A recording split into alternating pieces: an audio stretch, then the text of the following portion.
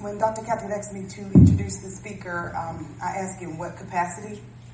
And when I asked the question, it immediately came clear to me that as bishop, he is considered a father, but he's also my father. So it was difficult for me to kind of distinguish, but I'm grateful that she asked me, because when I think about my father, I think about the legacy that he has shared with me through my grandmother. And a lot of you know, we called her Granny, but Rosie Toles. And the one thing that she taught me in her passing was that the phrase that I love you with the perfect love of Christ.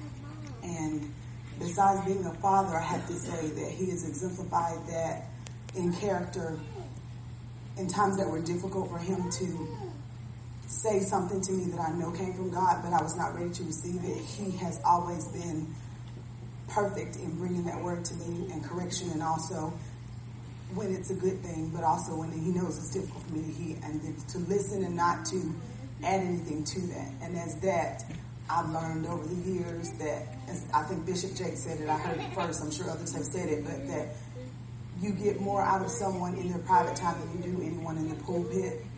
So when you are in contact with someone and you have the privilege of being with that person and doing life with that person, and then to also be washed with the word as he has continually done for us. And as a father, he prays for me and my sister, and he lifts up our family, and I know the character of the man as well. But as bishop of this organization, I have only come into that understanding, and it's still difficult sometimes for me to put it in capacity of bishop, to learn and train. He keeps things in order the way that God ordained them to be. And I am honored to introduce him as the bishop of this organization and to bring the word to you, Bishop Ira Toles.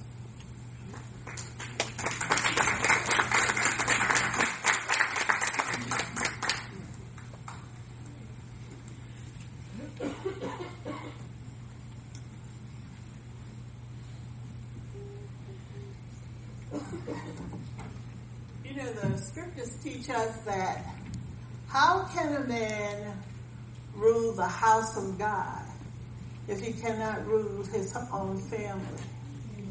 And that daughter today has said to us that our bishop knows how to rule not only his family, but that he can rule the house of God. Thank you, Minister Ira. There is a new group in town. This group is known as the Liturgical Dance Troupe of Birmingham, Alabama. They went somewhere in some state and came back with 7 trophies.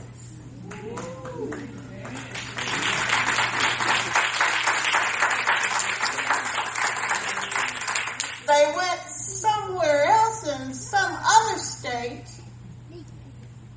and the folks from Hollywood wanted to see them. We're talking about Alabamians knowing how to praise God. Children who know how to serve God. These are the children of the liturgical dance troupe of Birmingham, Alabama, known as the Dazzling Applettes.